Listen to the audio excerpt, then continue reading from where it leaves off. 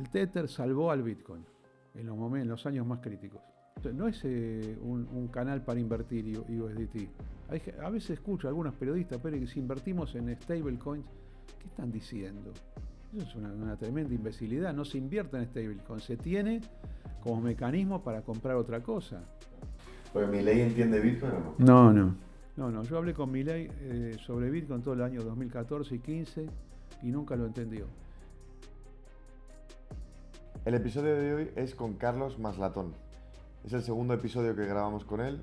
Carlos, por supuesto, ha participado en política, empresario, economista y además, por supuesto, bitcoiner.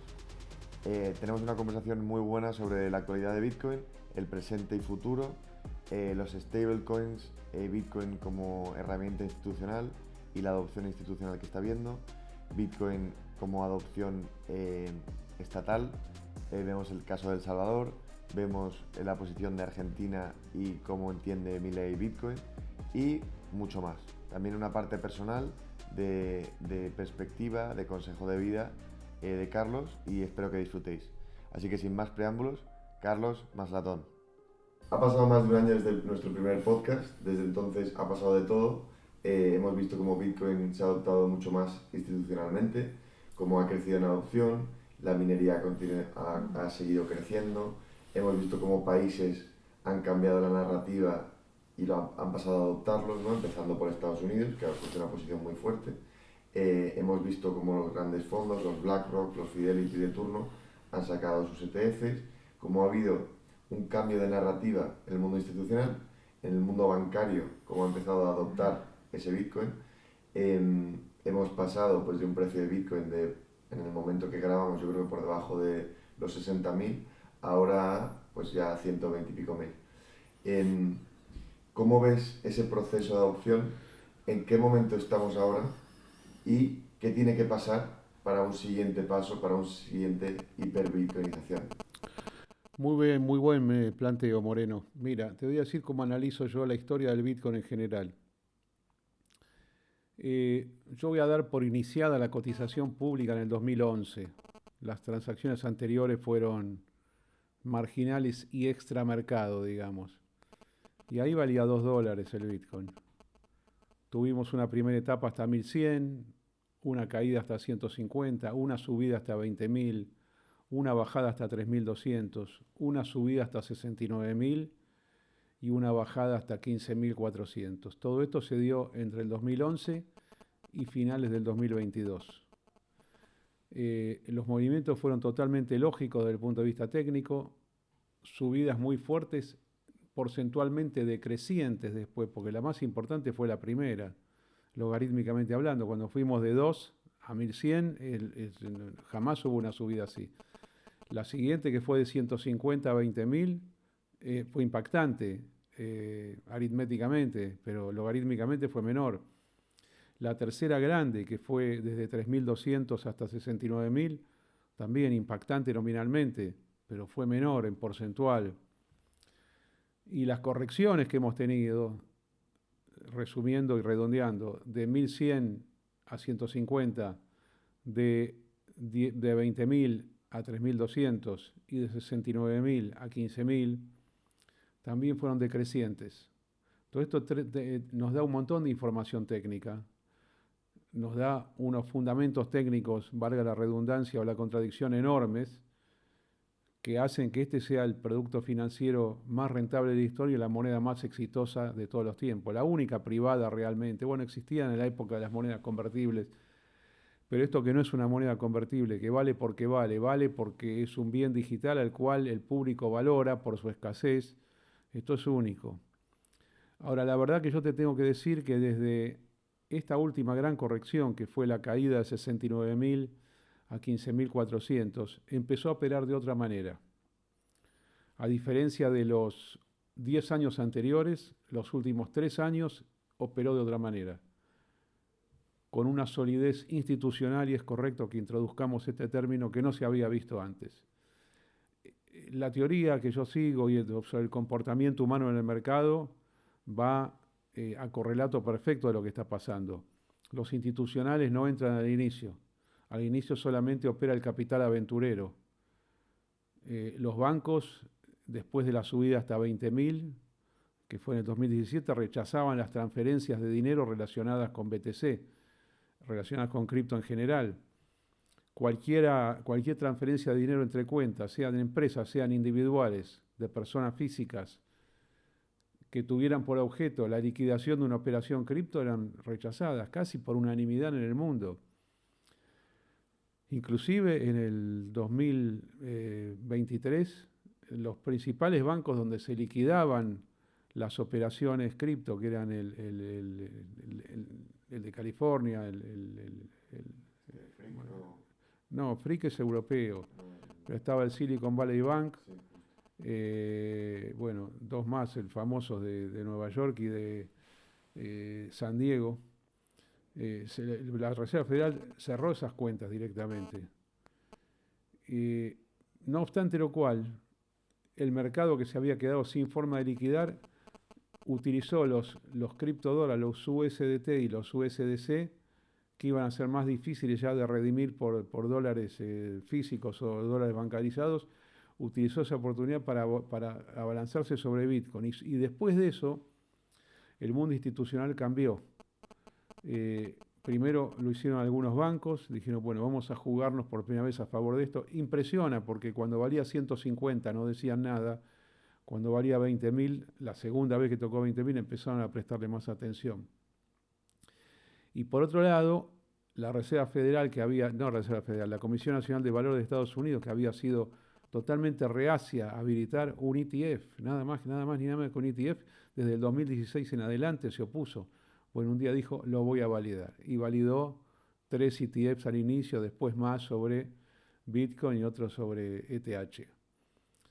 En el 2024, muy importante el discurso de Donald Trump de agosto, creo que fue el de Nashville, ¿no? El de Nashville, Tennessee, donde mandó una cantidad de definiciones importantes que ya lo hicieron no solamente institucional, sino gubernamental. O sea, teníamos un gobierno de Estados Unidos que rompió con el mundo, que era anti-Bitcoin, y dijo, yo estoy a favor. Por supuesto que ahí hubo también negocios personales. Estamos en una época donde los hechos de gobierno se confunden bastante con intereses personales, pero esto parece que de repente pasa a ser legal. Lo vimos en el día de ayer en Argentina, un salvataje financiero destinado a salvar posiciones norteamericanas en activos argentinos. Parece que no hay más incompatibilidad. Por lo menos nadie todavía levantó el dedo acusador.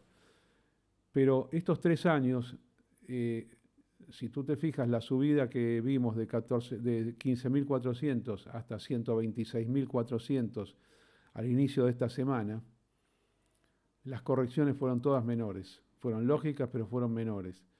Y a mí me parece que en estos 3 años, las personas antiguas de Bitcoin se quedaron como esperando un crash gigantesco del estilo 2018, del estilo 2014 o del estilo 2021-2022. Se quedaron esperando algo que finalmente no se dio. No se dieron las catástrofes que estábamos acostumbrados.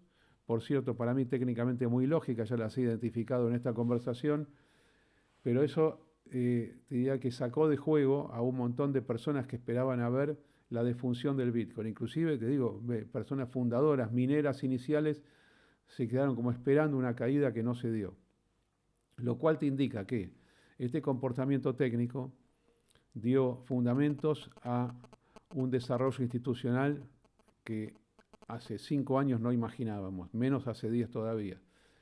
Y esta combinación de un comportamiento técnico distinto con la reacción contraria a una baja extrema, que para mí tiene lógica, y yo te aclaro que no espero esa baja extrema, espero correcciones menores en este camino que estamos desarrollando, con la validación institucional que hemos visto, hace que esto ya sea algo normal. Yo en este momento, después de haber pasado por Xapo 7 años a cargo de la tesorería financiera, en este momento estoy en un proyecto que se llama Roxxom.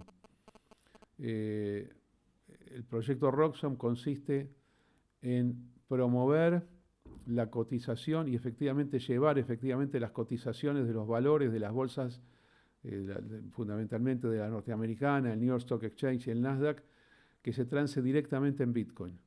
Entonces, el precio de una acción va a ser vamos a suponer, Nvidia $190 sobre 120.000 dólares. Este va a ser el precio de Nvidia. Creo que da 0,001 más o menos, justo, no, perdón, saqué mal las cuentas, las podemos sacar bien perfectamente en este momento. Vamos a hacer algunas cuentas mientras estamos aquí. Mira, por ejemplo, ¿a cuánto va a cotizar una Nvidia a nuestra plataforma? Pongámosle 194 sobre 121.000. Estamos hablando que esto va a cotizar a 160.330 satoshis. Y nosotros ahora estamos próximos a salir con 4 contratos perpetuos: oro contra BTC, petróleo contra BTC, Standard & Poor's 500 contra BTC y Nasdaq 100 contra BTC. Las cuentas acá son más fáciles porque en este momento la onza de oro vale 4.000, el size, es decir, la medida de la transacción va a ser una onza de oro, es 4.000 sobre 120.000, que te da 0,03 BTC, ¿no? 3 millones de satoshis serían. Y nosotros pensamos que la unidad de cuenta del mundo próximamente va a ser el Bitcoin y los satoshis. De hecho, yo personalmente ya desde el inicio del 2013, cada vez que voy a un restaurante, que tengo por costumbre subir a Twitter la cuenta, cuánto pago, la expreso directamente en satoshis. Y es impresionante ver en estos 10 años cómo el precio fue cada vez menor, ¿no? Partiendo de una posición de Bitcoin, pero infinitamente menor, cientos de veces menor. Y esto te marca el éxito del producto, la deflación que uno vive partiendo de Bitcoin versus la inflación de lo que es la economía general de los países, que no es catastrófico en España o en los Estados Unidos, pero sí es importante en los países emergentes. La cuestión es que esto ha sido una fuente de riquezas impresionante. Yo hace bastante tiempo que estoy comentando algo que a poca gente le llama la atención, pero te lo quiero decir, Moreno. ¿Sabes cuántos dólares físicos hay en el mundo? Como un 5%, ¿no? Bueno, del todo el dinero, digamos. De todo el dinero bancario. Es exactamente 2,4 trillones, billones en idioma español, es la cantidad circulante monetario físico. Y en este momento, si tú multiplicas los 20 millones de Bitcoin por los 120.000 dólares, te da la misma cantidad. En este momento, el circulante monetario del Bitcoin equivale al circulante monetario del dólar norteamericano. Físico, sí. Pero ¿por qué lo comparo con el físico y no con los depósitos? Porque Bitcoin no tiene depósitos. También es algo que me llama la atención que los economistas no comenten. Bitcoin es una moneda primitiva, parece una descalificación, pero en realidad es una ponderación. No tiene creación secundaria de dinero.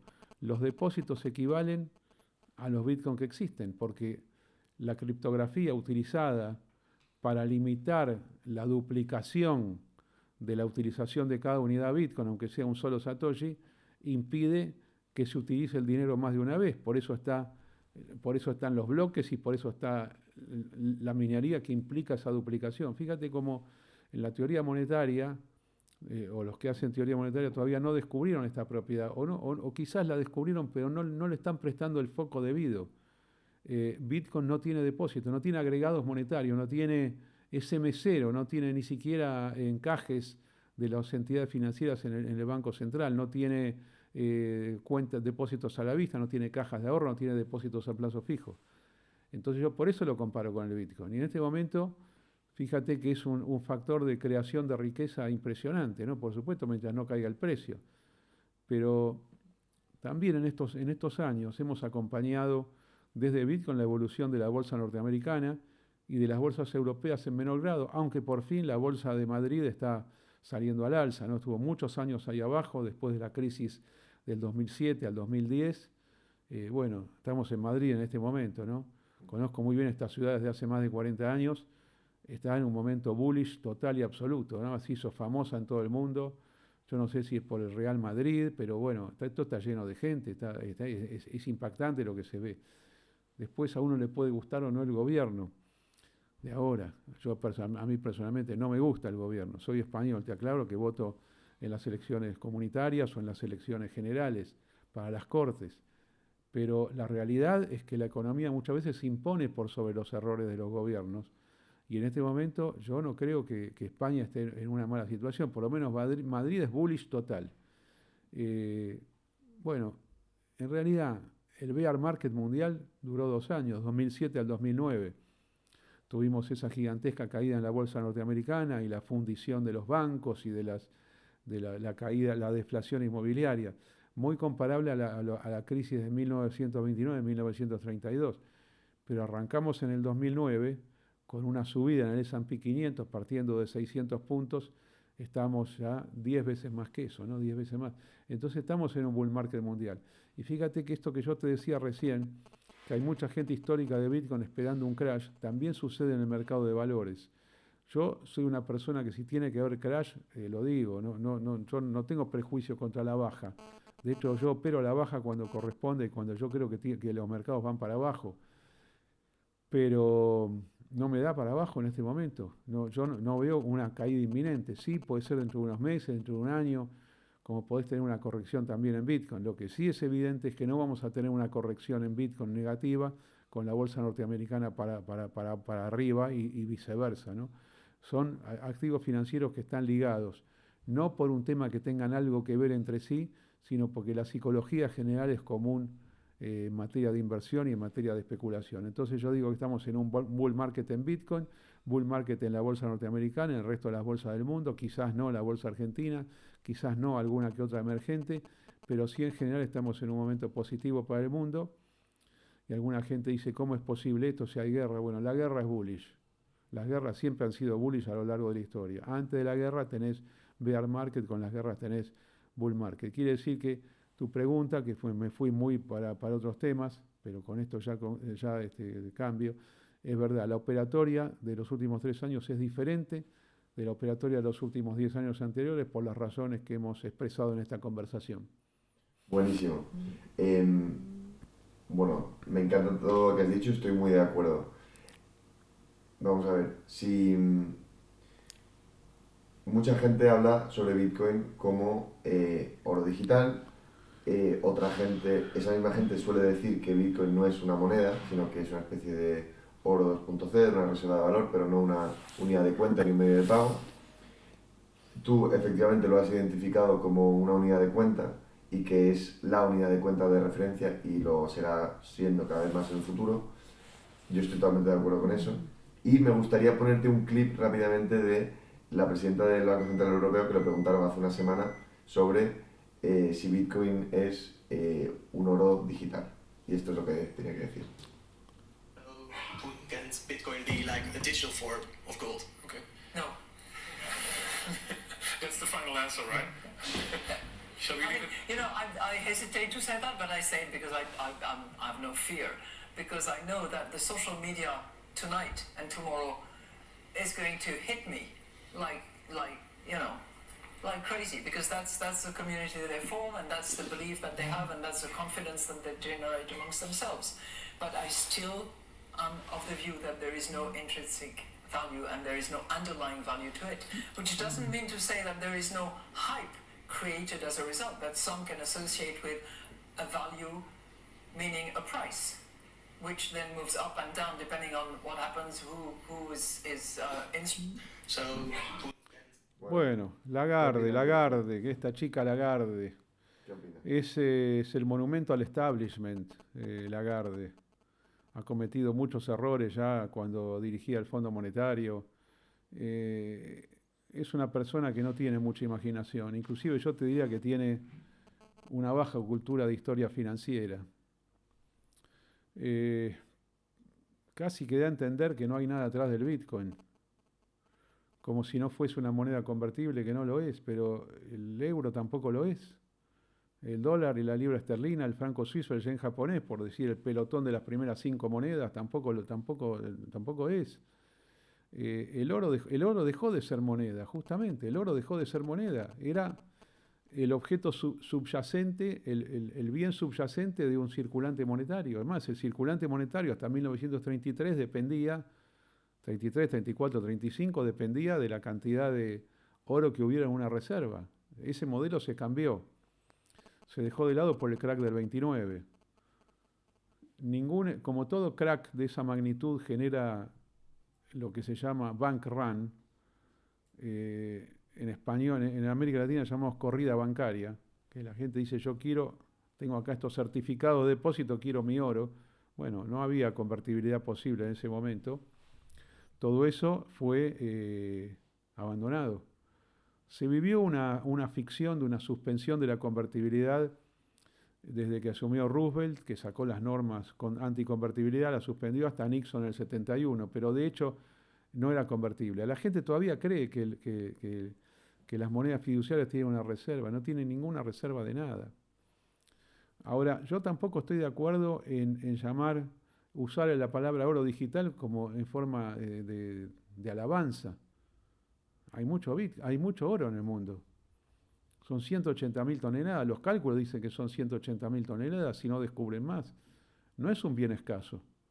No es un bien escaso como el Bitcoin. Es más, tanto el oro que está amonedado en lingotes, el que todavía guardan por una tradición inexplicable los bancos centrales, la cosa que está en joyas, todo esto, la moneda, el Krugerrand, el peso mexicano, la libra Elizabeth, es muy lindo tenerlas. Yo tengo oro, me gusta hasta jugar con las monedas, ver los lingotes, me gusta para la joyería, pero no es moneda.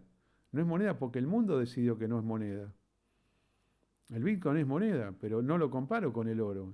La palabra oro digital es una frase que no tiene fundamentos. Es como degradar al Bitcoin. El Bitcoin es infinitamente más escaso. Y el Bitcoin es perfecto en cuanto a la no multiplicación secundaria de dinero. Yo quiero destacar esto nuevamente.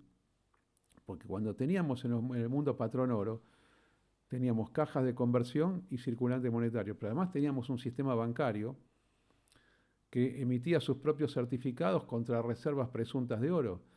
Y es en ese momento, antes de la institucionalización de la moneda fiat, que se dio, te diría, entre 1934 y ya definitivamente de 1971 en adelante, ya oficialmente en todo el mundo, siempre hubo expansión secundaria de dinero. Siempre los bancos pudieron otorgar líneas de crédito contra depósitos que no tenían. Es decir, entonces, y además esas líneas de crédito generaban nuevas cuentas bancarias que si alguien fuese a retirar todos esos depósitos no existían.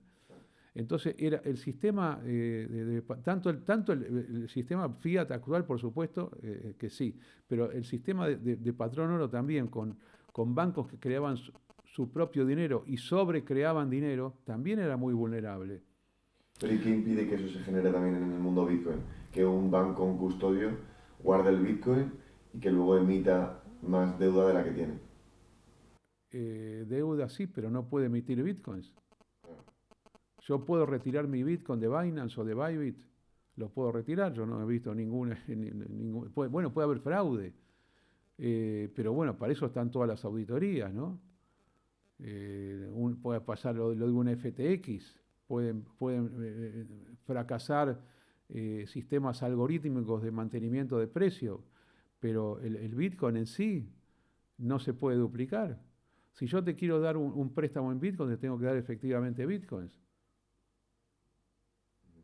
Te puedo dar dólar contra tus propios Bitcoins, que me pongas como garantía, pero yo estoy ahí creando crédito en dólares. Vale. Pero no Bitcoin. Por la no duplicación. Si yo tengo 10 Bitcoin como propiedad, o los tengo, o los vendo, o los presto. 3 posibilidades. Los vendo, te los mantengo, o los presto.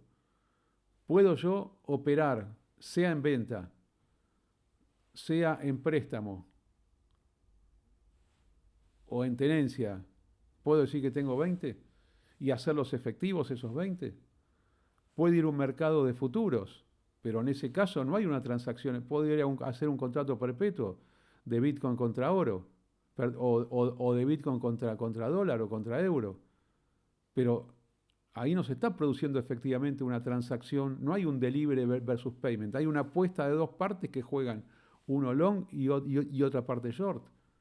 No, el Bitcoin, en este sentido, cuando fue creado el white paper, lo leí yo tiempo después, lo que me impresionó es eso. Es más, el white paper casi te diría que en el abstract es muy muy modesto en su definición. Si te ves las primeras líneas, dice, este es un sistema para transmisión de valor sin intermediarios. No, no, es muchísimo más. Es un sistema monetario puro, sin creación secundaria de dinero, y esto es invulnerable.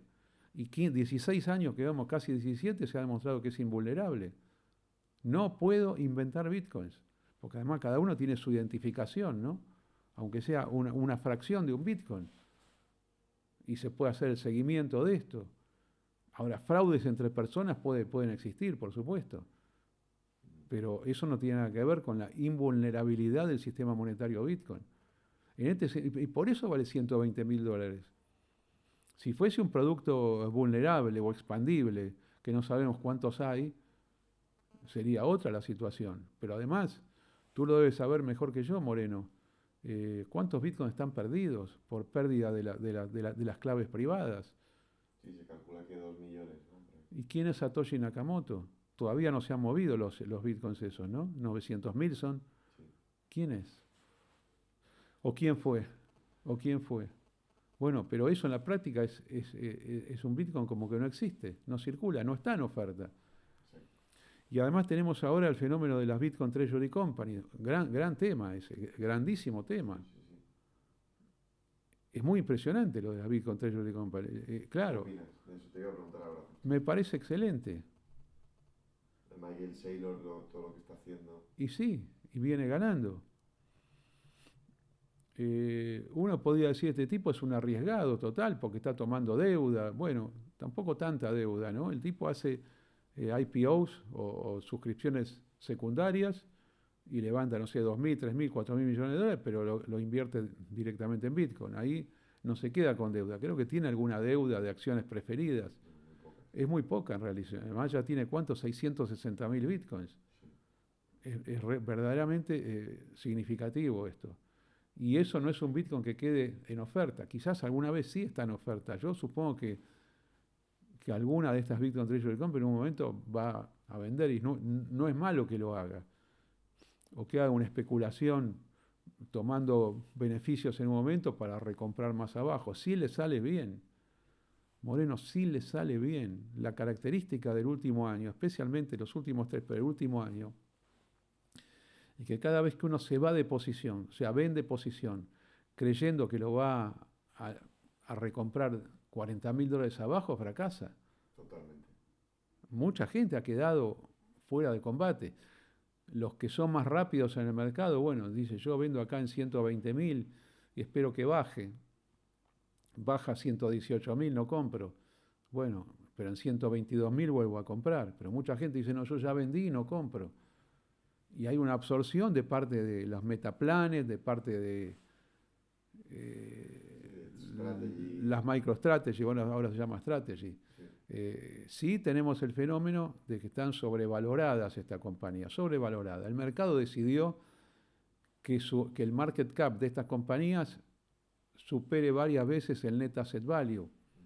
Entonces tenés esos fenómenos donde Metaplanet creo que estuvo 7 veces arriba, MicroStrategy 3,2, 3,6, ahora vale menos.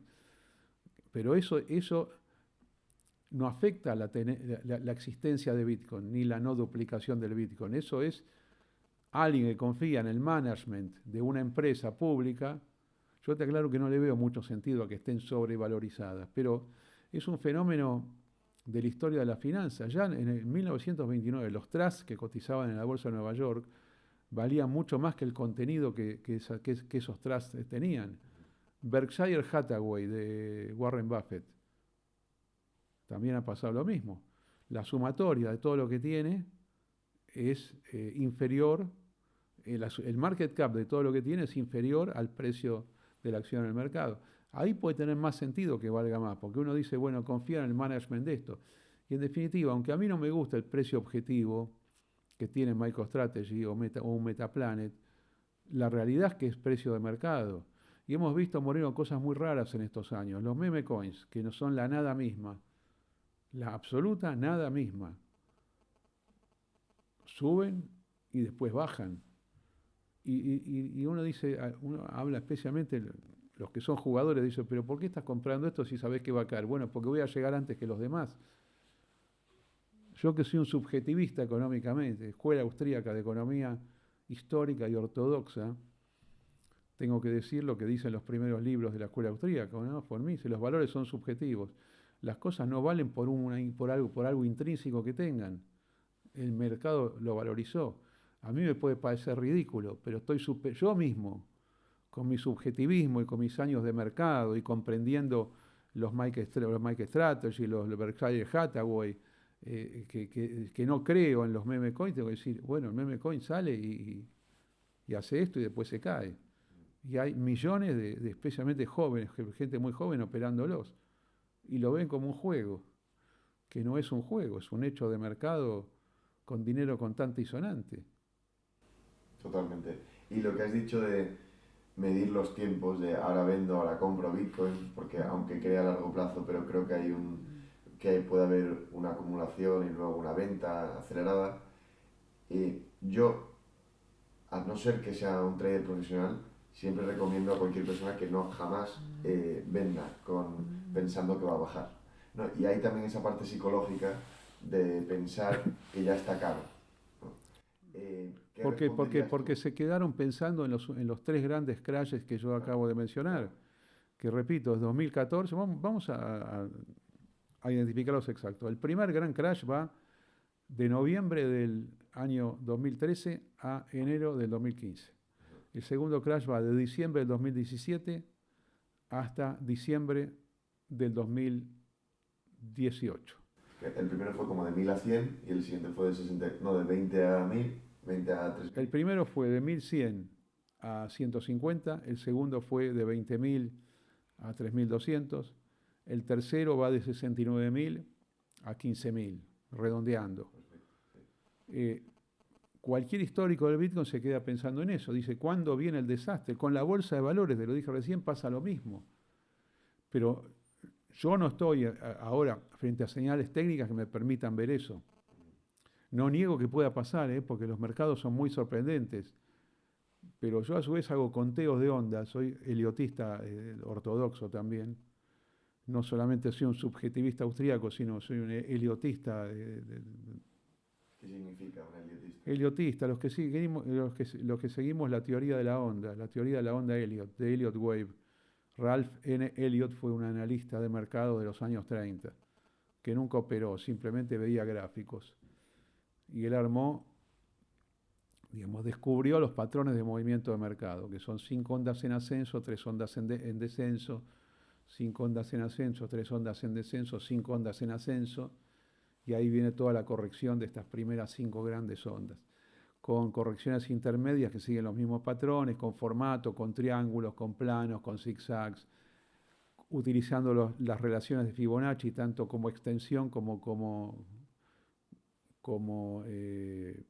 corrección, o sea, múltiplos y cocientes de Fibonacci para medir las ondas. Y en realidad me da que estamos en una onda 3 de 3 de 3, estamos en el núcleo central de la aceleración.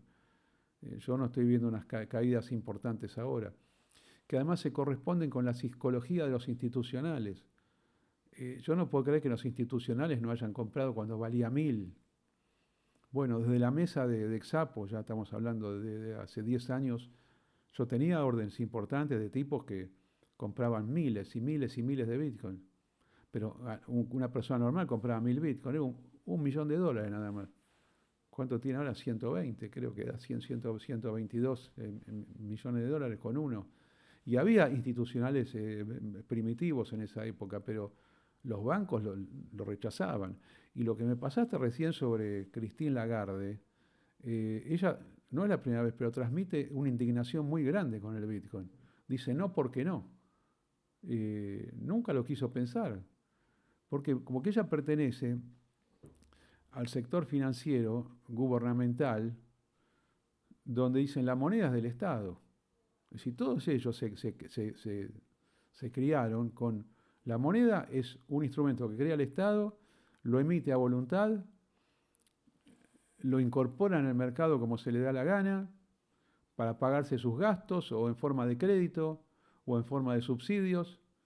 Y bueno, acá surgió una cosa que funciona totalmente de manera opuesta, que no puede ser adulterado el número. Y yo creo que ella está muy sorprendida con eso. Dice que no porque no. Y está siendo sobrepasada por la realidad. Lo cual te aclaro que no me molesta en lo más mínimo. Yo no espero que los oficiales de los estados te aplaudan esto. No, que no hagan nada. Es más, cuanto menos se metan es muchísimo mejor. Totalmente. Y cuando oyes alguna declaración como esta, ya sea de Christine Lagarde o de Jamie Dimon o de Charlie Munger, que habla mal sobre Bitcoin, por un lado, yo sonrío un poco porque viene a decir que estamos muy pronto, ¿no? Al final, si tú estás a favor del consenso general, es muy difícil que ganes dinero, para empezar, porque todo el mundo ya está de acuerdo Bueno, contigo. eso es Estoy verdad. un poco en contra del consenso, ¿no? Entonces, que haya tanta gente pues, tan importante, con puestos muy relevantes, que estén en contra de Bitcoin, significa que estamos muy pronto, ¿no? Lo celebramos. Bueno, hay un genio de la historia. El mejor inversor de la historia, ya lo nombré, es Warren Buffett. Es un genio. Pero bueno, no podía invocarlas todas. Él dijo que el Bitcoin era, no sé, tenía nombre de veneno para ratas. Dijo, bueno, está bien. Se lo perdonas porque ha sido un genio, ¿no? Es un genio, todavía vive.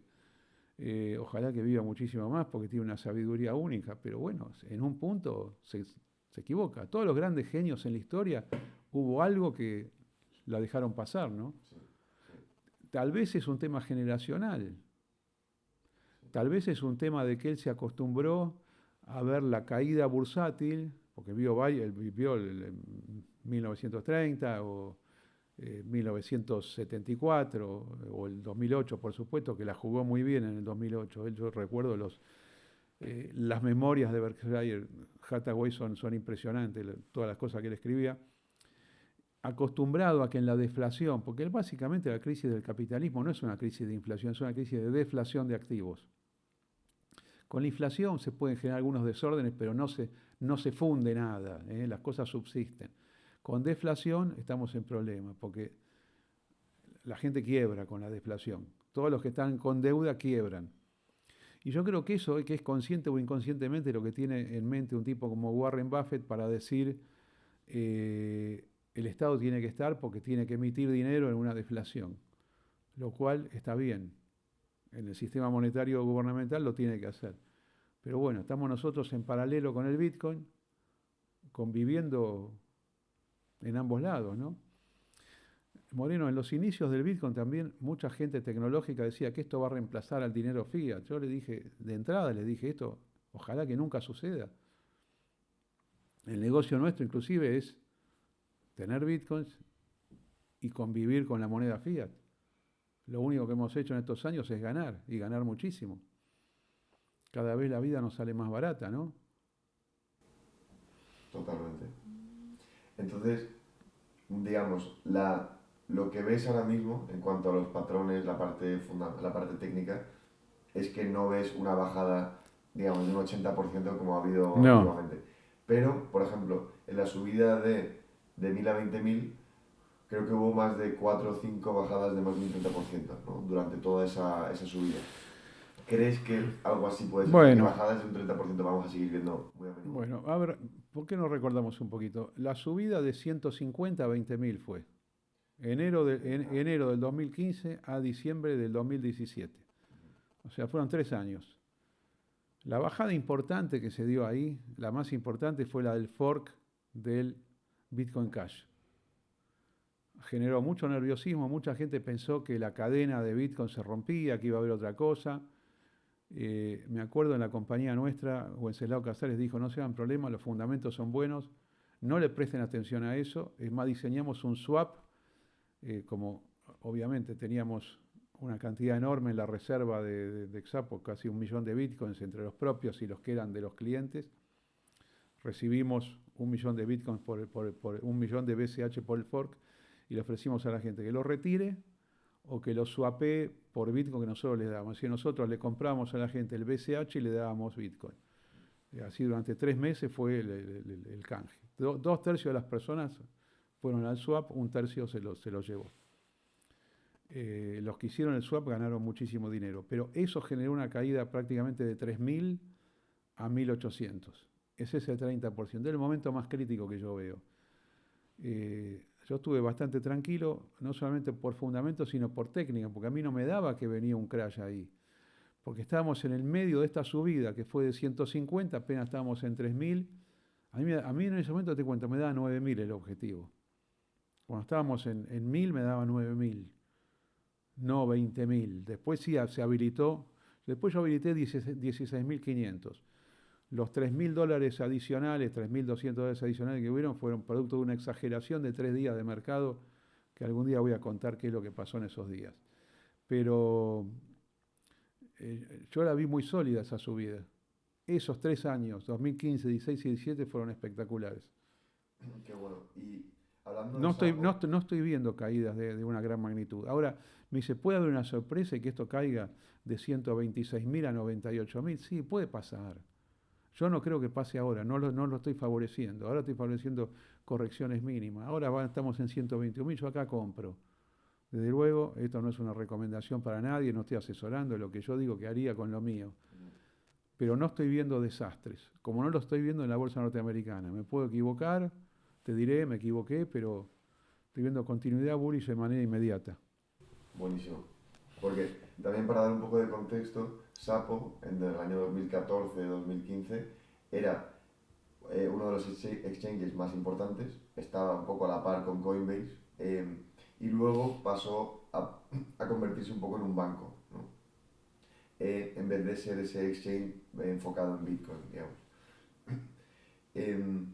Recientemente, perdón, Michael Saylor hacía referencia a que en cuanto a la descentralización de Bitcoin, incluso solo con que los bancos lo custodien, digamos, en el peor de los casos que la gente no lo custodie porque no quiera, porque tal, aún así sigue siendo órdenes de magnitud mucho más descentralizado y más robusto que el oro, ¿no? Y que la custodia del oro, que era muy costosa, muy ineficiente, muy centralizada. Entonces, primero, me gustaría saber un poco de contexto de Sapo, por qué tomó esa decisión de convertirse en tan institucional, bancario. Me imagino que fue obligado, pero no sé eso cómo fue No, así. bueno, eso fue una decisión comercial de Wenceslao Casares Ah, y de la gerencia que manejó la compañía a partir del 2020, mitad del 2000. Yo estuve hasta mitad del 2020. mm, 7 años fueron espectaculares. Te diría que fue como trabajo mío el más agradable de toda mi vida. Y añoro esos años, porque la verdad que fueron de una emoción permanente y total. Además, ver el producto que sube de $2 a 20.000, ¿no? Estamos hablando de eso, es sí, bastante impresionante todo eso. Eh, yo creo que Xapo en un momento decide no tener más custodia. ¿Eh? Entonces vendió la parte de la custodia a Coinbase. Esto está en el fuero íntimo de Wenceslao Casares, ¿por qué lo hizo? Yo no sé por qué lo hizo. pero fue un error, ¿no? Bueno, yo no lo hubiera hecho, pero él era el accionista mayoritario de la empresa y el CEO. Quizás es lo que sintió que tenía que hacer. Eh, yo hubiera continuado con la custodia y con todo el manejo institucional, pero bueno, yo era simplemente un funcionario de la compañía, al cargo de un área. Eh, Porque Cuando literalmente yo me era, enteré era de... una montaña en Suiza Era, un Volt, ¿no? era un Volt en Suiza, Sí, exactamente. sí, Pero además, el hecho de ser custodio de casi 1 millón de bitcoins generaba mucho movimiento institucional de empresas que compraban y vendían, y eso le daba liquidez a la tesorería de la compañía. Estábamos siempre dando precios de compra-venta, que bueno, para alguien de mesa de dinero como yo era el paraíso eso, ¿no? Porque me permitía combinar órdenes y ganar dinero, básicamente. Pero bueno, habrá que preguntarle a Wences Casay por qué hizo esto. A él no le ha ido mal en la vida, no es una persona sumamente súper exitosa, está relacionado con Roxxam ahora, y con Roxxam TV en particular, donde yo trabajo ahora, pero bueno, capaz que algo tiene que ver con la tranquilidad de él. claro. ¿Eh? Pensá que, bueno, es una persona que tiene muchos billones de dólares, midiéndolo en dólares, por lo que es su tenencia de Bitcoin, y es un referente de la industria.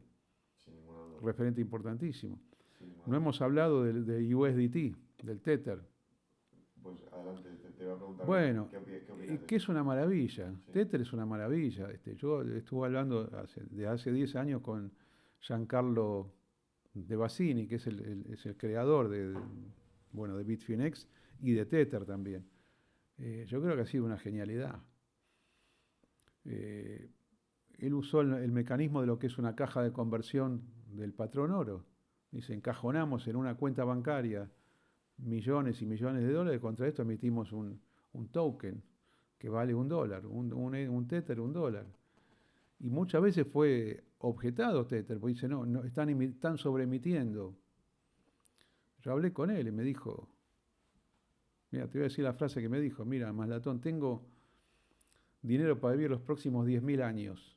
Nunca había alguien que diga, pues dice, 10.000 años, no voy a cometer fraude con esto. Y yo le creí además, porque en un momento llegó a estar 10% abajo Tether. Es decir, a 0,90, apenas unas horas, ¿no? Y siempre había, porque acá sí hubo muchos intereses gubernamentales para voltear esto. Sí. Pero es una creación increíble. El Tether nos salvó de muchas cosas durante los años, especialmente 2018, 19 y 20, cuando los bancos habían restringido la liquidación de Bitcoin contra Fiat. Entonces directamente transamos en USDT y en los países emergentes, yo que si quería plata vendía un Bitcoin contra USDT y después le vendía el USDT a otro contra Fiat, sea en pesos argentinos o sea en dólares, ¿no? Ha sido un éxito total. Pero ¿y qué? Porque digamos, USDT en el fondo es una extensión del dólar, ¿no? Es un dólar 24/7, accesible, con menos fricción, con menos intermediarios, menos bancos y tal, ¿no? Pero sigue teniendo los problemas del dólar, del tema inflacionario. Es que no tiene, no, porque ahí está el tema. No es un canal para invertir USDT. A veces escucho a algunos periodistas, pero que si invertimos en stablecoins, ¿qué están diciendo? Eso es una tremenda imbecilidad. No se invierte en stablecoins, se tiene como mecanismo para comprar otra cosa. No es una inversión. Y además, ¿qué riesgo tiene? Nada, no tiene ningún riesgo. Circula. Si yo tengo dólares en mi cuenta, tengo euros, o tengo que pasar por dólares o tengo que pasar por euros. Los bancos, desde que empezaron con el lavado de dinero, exageraron con los controles. Si yo transfiero $100.000 de mi cuenta a otra cuenta, van a llamar, primero van a frenar la transacción. Después van a decir, ¿por qué está mandando esto? No, yo le estoy pagando un cuadro que le compré. Bueno, a ver la factura del cuadro. No me sirve. Yo tengo que con un botón transar inmediatamente. Igual la Unión Europea aquí consiguió, digamos, cierta regulación y se le concedieron ciertas regulaciones. Pero bueno, ha sido fundamental. Y USDT salvó al Bitcoin. Yo tuviera que poner un título. El Tether salvó al Bitcoin en los años más críticos. Y porque te voy a decir antes que es incluso bueno que Bitcoin nunca llegue a ser una moneda, ¿no? Que sigamos teniendo el fiat y que nuestro poder adquisitivo ¿Qué es siga moneda? subiendo. Es que es moneda, eso es un error, ¿no? Decir que es moneda. Claro. Pero ¿no crees que en algún momento el activo primario, el activo que no tiene moneda secundaria, que es Bitcoin, acabe siendo la moneda final? O sea, que se use tanto para reserva de valor como para moneda de intercambio. Te voy a hacer una pregunta. Tú eres residente español, tienes euros en la cuenta, Pocos.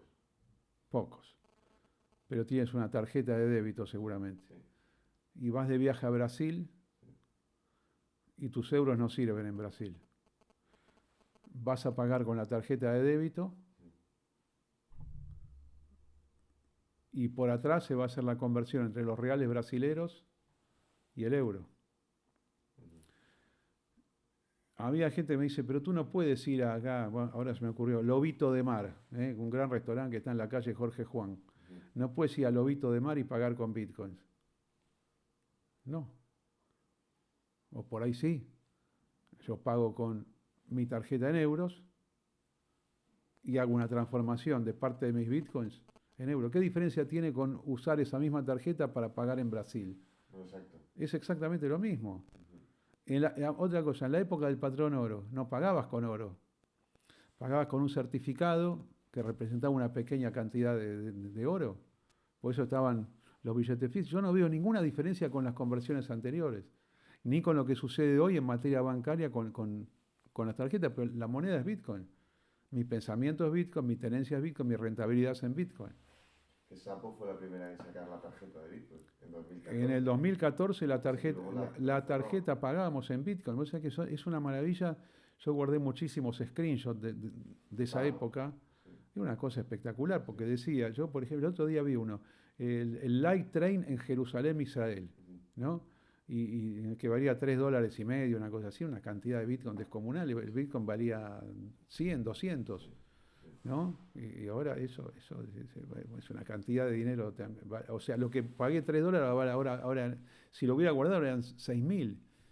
Pero sí, la verdad que fue una tarjeta espectacular. Duró hasta el 2018. Después caímos bajo la agresión de las restricciones Claro. de los bancos centrales y eso. Es que Sapo fue muy visionario y fue muy... Bueno, a día de hoy, si hubiera mantenido ese proyección, sería el exchange más importante, Para sin mí ninguna el, duda. para mí el Y más las importante. empresas más relevantes del Y, a- mundo y a- Bitcoin, seguro. claro, y además por el tema de la custodia, ¿no? O sea, 1 millón de Bitcoins tenía, o sea, Sí. era la empresa con más Bitcoin del mundo. O sea, digo, sería, ¿cuánto va? 1 millón por 100.000, o sea, que eso es 1 trillón. Claro, Claro. no, son, en este momento serían Ah, no, 200.000 millones, sí. pero que estamos hablando sería sí, el 5% más o menos de Sí, todo, o sea, es un montón. 100.000 por ahí. Sí, sí. Pero el tema es que era un bol que tenía muchísima circulación. Yo me acuerdo en el 2015, había días que, bueno, teníamos el 10% de todo el blockchain era cosas relacionadas con Xapo. Y había días que teníamos el 20% de todo el Es una volumen. O locura. sea, Sí, lo está más, viendo. lo más importante no era la cantidad de bitcoins guardados en un bolsillo, sino el volumen que había. Tanto de compra-venta como de circulación entre wallets. Totalmente. Mm. Y dado que, bueno, ¿qué opinas de custodia institucional? Que sirve para algunas personas y para otras no. Para otras es sumamente complejo. Claro. Y las dos visiones hay que respetarlas. Muy bueno. Y como hemos visto el experimento de Salvador, ¿no? Que ya finalmente como que el tema de la parte de pagos parece que se ha venido un poco abajo, aunque como El Salvador pues ha sido una gran apuesta, ¿no? Sí, pero se ha venido abajo por presión política. Claro. Pero bueno, que El Fondo Monetario, bueno, Bukele, que es tan genial para algunas cosas, no es tan genial para otras. me sorprende que no haya resistido eso. No, es que no pudo resistirlo porque no tenía plata. El tipo, cuando uno pide crédito, se debilita. La parte fuerte en las finanzas es el acreedor, no es el deudor. ¿Cómo un país que se jacta de tener la economía libre, la Bitcoin City, reserva de Bitcoin, le pide dinero al Fondo Monetario? O sea, hubo un error en sus finanzas nacionales que hizo que se debilite. Y el Fondo Monetario le dice, bueno, nosotros para renovarles este crédito, para darle más, tienes que quitar al Bitcoin como medio de pago. Y si no lo haces, no te damos el crédito. Y si no lo haces, te vamos a sacar del sistema SWIFT. No puede ser más, va a quedar como Rusia con el tema de Ucrania. Cuidado con eso, ¿eh? Esta es una falla gravísima del presidente de El Salvador. Como falla gravísima es la de Argentina de ahora. Es que Argentina, Argentina, al ser un país tan endeudado, depende de lo que le impongan los demás. Si Estados Unidos le dice, bueno, ahora yo te salvo de esta, porque hay otro salvataje, se hizo ayer, otro swap de 20.000 millones de dólares, bueno, pero tienes que hacer esta cantidad de cosas. Romper con China comunista, el tipo de cambio bajo, facilitar inversiones, pierdes hasta soberanía. Es pésima idea. Mira, las personas que tenemos mucha formación de los mercados sabemos lo malo que es tener deuda. Tener deuda financiera es lo peor que hay, porque en un momento te puede ir mal, pues tú tomas la deuda contra activos determinados, siempre algo en garantía pones. Si esa garantía cae su valor en el mercado, estás terminado. pues mi ley entiende Bitcoin o no. No, no. No, no, yo hablé con Milei sobre Bitcoin todo el año 2014 y 15 y nunca lo entendió. Y yo le dije, mira, tú eres Escuela Austríaca de Economía. Esta es la moneda que siempre estuvimos esperando, la moneda no gubernamental que siempre estuvimos esperando. Y no había forma de que lo pudiera entender, ni él ni sus principales allegados. ¿Por qué? Porque eran economistas formados con el dinero fiat.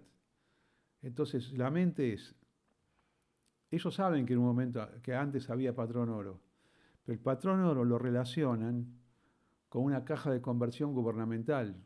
Entonces,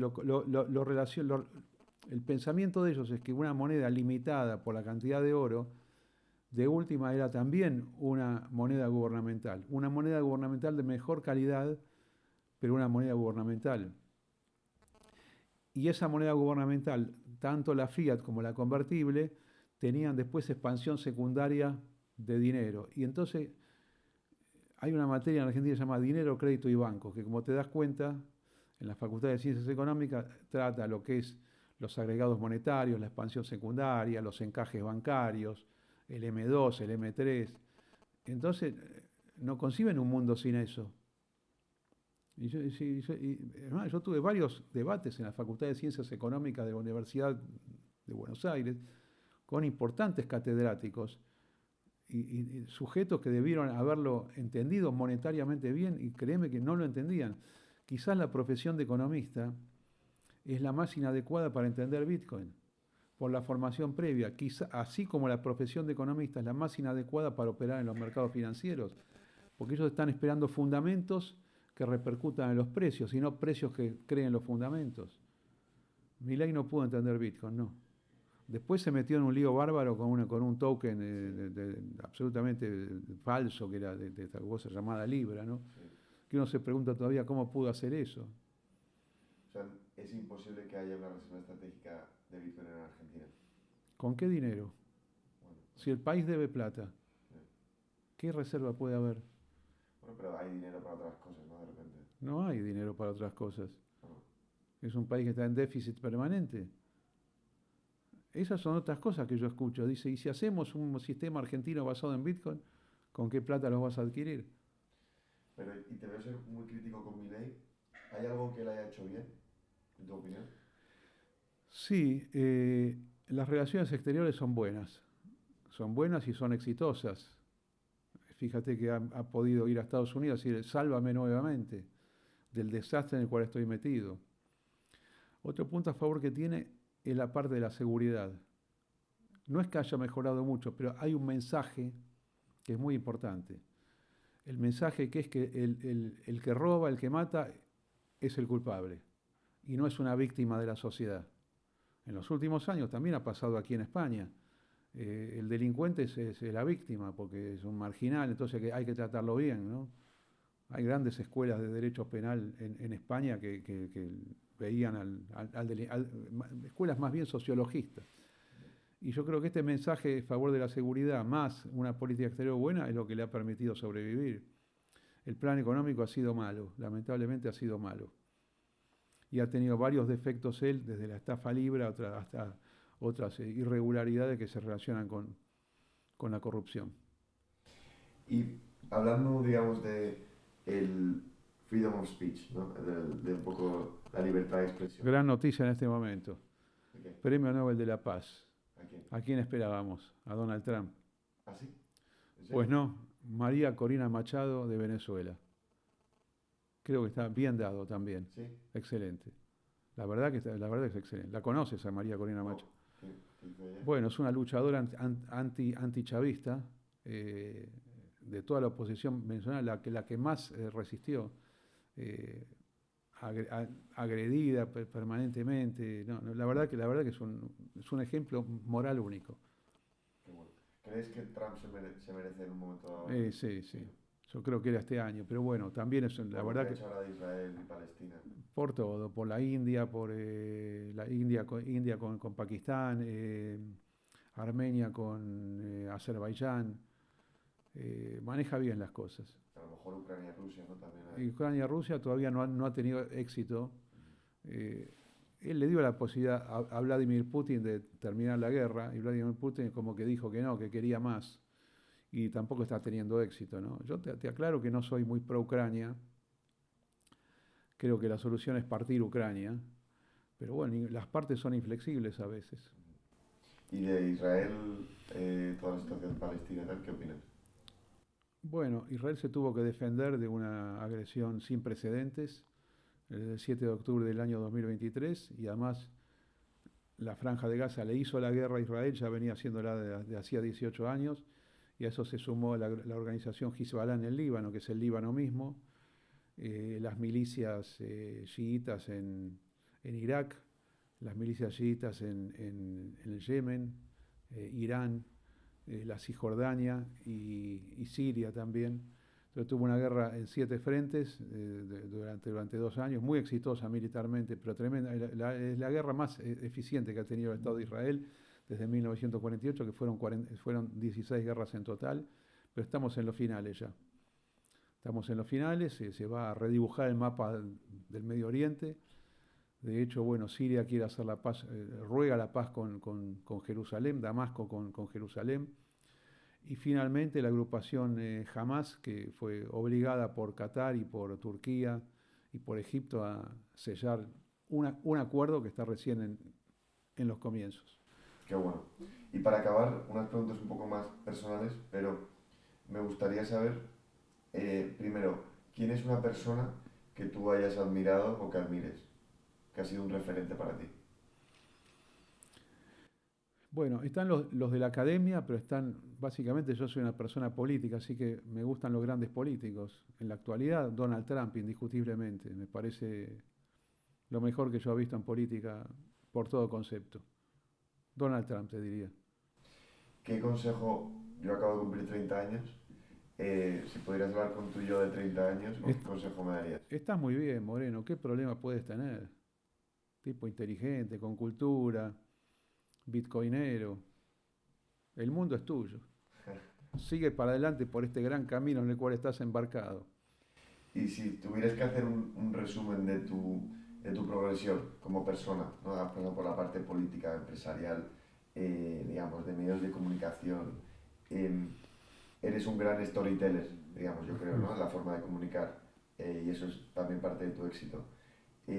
¿Cómo ves esa progresión y cuál ha sido un aprendizaje tuyo? Siempre se aprende. Yo tuve una etapa política, bueno, primero tuve una etapa muy ideológica liberal, después tuve una etapa política, después tuve una etapa financiera, bitcoinera también en los últimos 15 años, y una etapa de comunicación que fue común a todas las anteriores. Lo que pasa es que al surgir las redes me dieron la posibilidad de hablar para muchas más personas y estar permanentemente posteando cosas en Twitter, ¿no? Estoy contento con mi vida, tengo 66 años, próximamente cumplo 67, me gusta, espero que se pueda prolongar la vida lo máximo posible. Otro elemento bullish de la humanidad va a ser la prolongación de la vida, ¿no? Si es que finalmente se consigue vivir 120, 150, 200, no sé, 1000 años. Y yo Te veo creo, muy delgado, te veo muy en buena forma, ¿no? porque hice algún tratamiento para bajar de peso, Qué bueno. que sí fue un gran error mío comer salvajemente, engordando a 50 kilos, te diría. Pero bueno, nada, yo estoy feliz y la verdad que me encanta la vida, la humanidad en su conjunto. Siento que el mundo va para arriba, no va para abajo. Los problemas que hay no van a destruir la gran creación del mundo occidental. Podremos tener guerras, pero ajustamos y vamos otra vez al alza. La vida es un placer y viajar es un placer y ver otras culturas es un placer. Seguir los descubrimientos de los genios, los inventos, las cosas que se inventan permanentemente. Recuerda que yo vengo del teléfono de línea, ¿no? Casi que vengo del telégrafo, de la radio, que uno escuchaba una radio. Lo que ha pasado es monumental. Para alguien de mi generación que pudo ver los cambios, créeme que sentimentalmente es algo muy fuerte y muy agradable de haberlo visto y que te hace llorar directamente por tanta emoción. Buenísimo. Pues yo creo que aquí lo podemos cerrar. Un ¿Cómo no? placer, como Un siempre. placer hablar contigo. Nos seguimos viendo. Gracias.